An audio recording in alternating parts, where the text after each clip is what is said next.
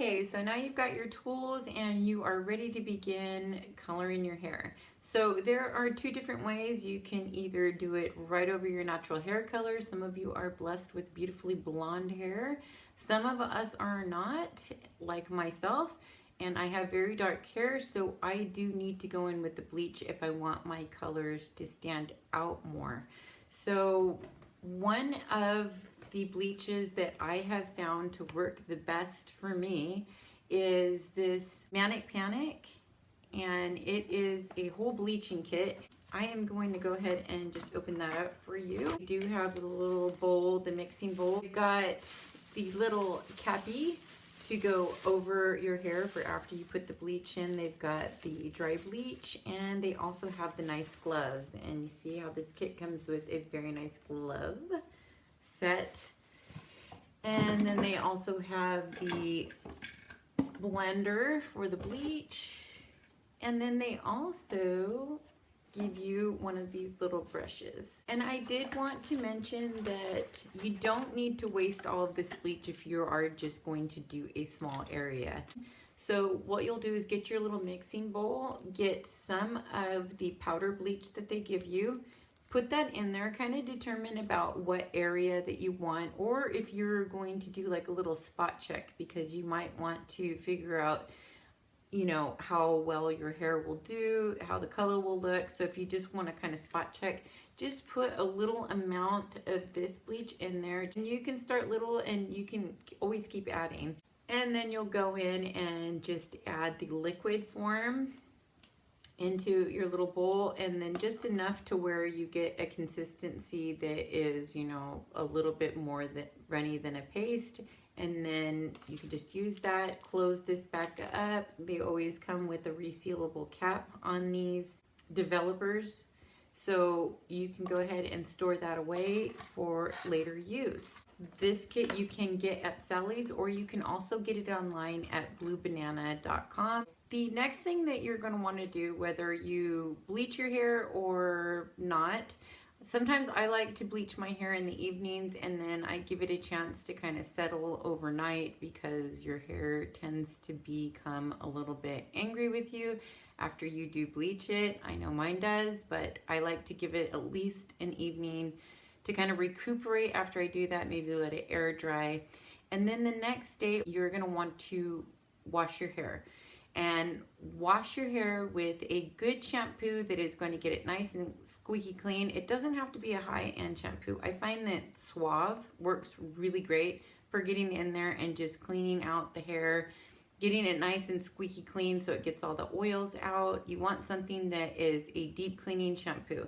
There is no need to use cream rinse. Then you are going to want to have it completely dry. Now, if you want the colors to be a little bit lighter or pastel, you can do it with your hair wet. And by wet, I mean like towel dried. But if you want a nice deep color, it is important that your hair is dry. Another thing that is good is to leave that product on longer than directed. At least this has worked for me. I found that it does give me a little extra time with the color. It just seems to make that color really stick, if that makes any sense. If you are in a pinch and you don't have the opportunity to have your hair, you know, all crazy looking for, you know, several hours, you can put a plastic bag over it so it will hold in that heat. The reason with the heat is because, you know, again, it is opening up those hair follicles and helping that color absorb into the hair. So that is why you want to keep the heat on it if you do want the color to stick in there. And again, I don't do that just because I leave it on for a long time. Usually when I do it, I make sure that I have a whole day, you know, and nothing really going on the next day in case it goes horrifically wrong. So don't plan anything too spectacular. Don't do this right before you have something very special coming up. Give yourself a couple days so that, you know, you do have a little bit of leeway to kind of correct those issues. Another good tip is to get a couple different colors, you know, get a color that you find that you like, and then maybe get a darker color or a color that is, you know, the same color as you would wear it regularly. So just make sure that you do have a backup. Okay, so once you have it sitting on for however long that you decide to leave it sitting, most of the hair care products do give you a time frame on how long you should leave it on there. It's usually around, they suggest an hour, 90 minutes, something like that. So do check that out and, you know, figure out what time frame will work best for you. And then we're going to go into rinsing out. So again, you're going to grab those towels that you do not care about, and you're going to rinse your hair in cold water. So I know that that kind of sucks. We all love to take, well, at least most of us, and me in general, this is probably advice. Well, this is advice that I do not follow. You know, I preach, but I do not do it in I do it when, especially when I am rinsing it out for the first time. I do rinse it with a cold water, and that is because, again, with the heat we were opening up the pores to get the color in, and now with the cold we are sealing that color back in, so closing those pores up, sealing the color in, and making it stick. And each time that you do wash or rinse, try to use a cold water. You know, if I can, in the summer here, I am from California, it does get very hot in the summer, so it's a lot easier in the summer than it is in the winter, but try to use the cold.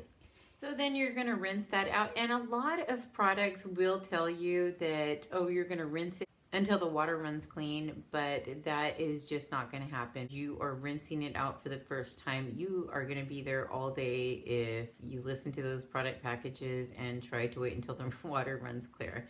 So you're just going to rinse it out good. Again, use your gloves when you are rinsing it out so that you don't stain your fingers. Unless you don't mind having stained fingers, then by all means go ahead with it.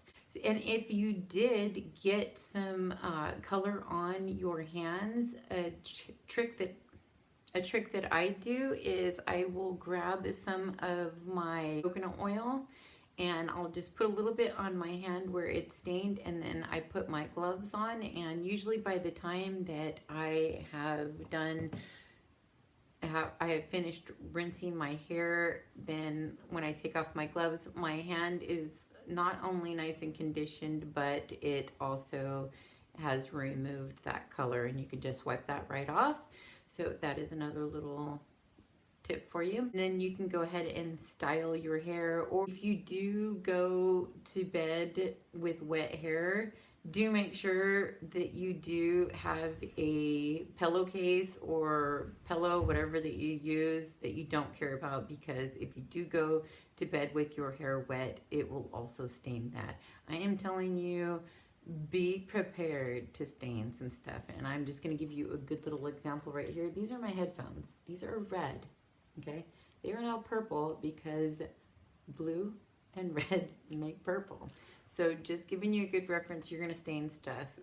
Even, you know, if my hair is dry and I go to sleep and I sweat, I do find that I damage some pillowcases. So, you know, just be prepared for that. Just a little heads up. After you have done all that, then you are ready to go with your color. And if you are styling it, you know, blow drying it, or even just putting in product in your hair, use those gloves again. If you don't want a stained hand, again, if you don't care, then, you know, that's your prerogative. I do believe that that's about it that I have as far as putting it in. The next thing that we are going to be talking about is the maintenance.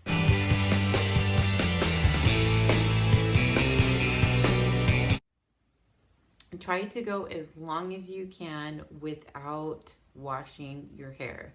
Now, there is a difference between washing and rinsing. There are issues with being oily. I don't have that problem. I am on the opposite spectrum. I am very dry, so I do like to go without washing my hair every couple days. I can go, you know, as far as once a week, depending on how much product I'm using. But there are good products to help with not washing your hair. And one of the products that I do like to use is the BioSilk Silk Therapy. I love this stuff. I have been using BioSilk products forever. I love the way that they smell.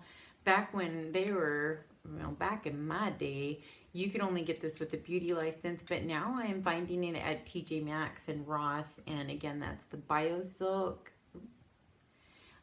This is their leave-in shampoo, or their dry shampoo, excuse me. And you can just spray this in. I do like this because I do have naturally curly hair. So the nice thing is when you spray this in, it doesn't leave it wet. You know, if I have any type of moisture, my hair will kink up like crazy. So this one is a nice one to just, you know, spray in your roots, kind of suck up some of that oil if you do have oil, give it a fresh smell. So these are great to have to get you by for as long as you can without washing your hair. Anybody will tell you that is in the hair industry, or anybody that's professional that knows anything about hair will agree that it is not good to wash your hair every single day. So this isn't kind of a disgusting thing that I'm telling you. It's actually good for your hair to not wash it every day. You know, try out some of the products. I know there are tons of dry shampoos out there. Find what works for you. Get little samples of them. Look up on YouTube what are good products for maybe your hair type, so that you can save you the hassle of having to, you know, buy different products and not be able to use them. So that's the wonderful thing about YouTube, is you can go get that advice. But again, I do use the BioSilk. I love it. I love the way it smells. It works for my hair, and you can get it from TJ Maxx for cheap. Again, with the maintenance, you want to try to go as long as you can without washing it.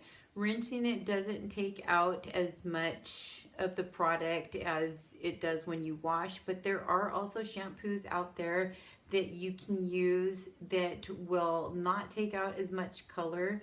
And these don't have to be high-end products. I did get this Pureology. I got a little sample of it. The only thing about this one that I do not like is it doesn't give a lather, and I do like a lather, but I can go for a long time without washing my hair. So when I do wash it, I don't use a harsh shampoo like the one that I do use before I'm ready to color it. But I do want something that gives me a little bit of lather. I like the lather.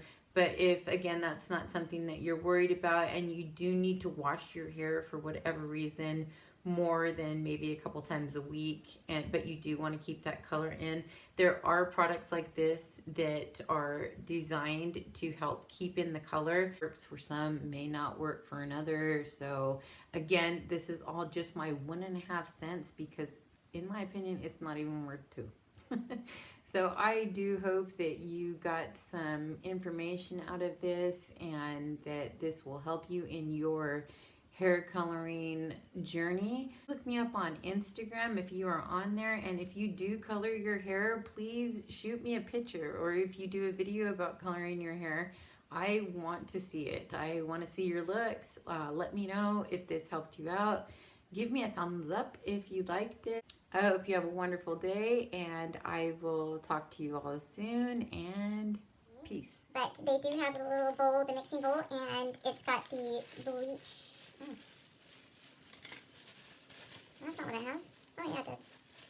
There's for the bleach. And then they also give you one of these little brushes.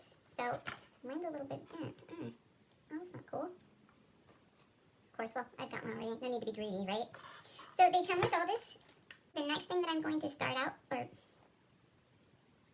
the next thing that I'm going to talk about, I don't need to get up all in the camera. I don't know why. I feel like I need to, in face. Oh, what the hell is this called? What is this called? I just want to know. Oh, don't forget, blue and red make purple. Make purple.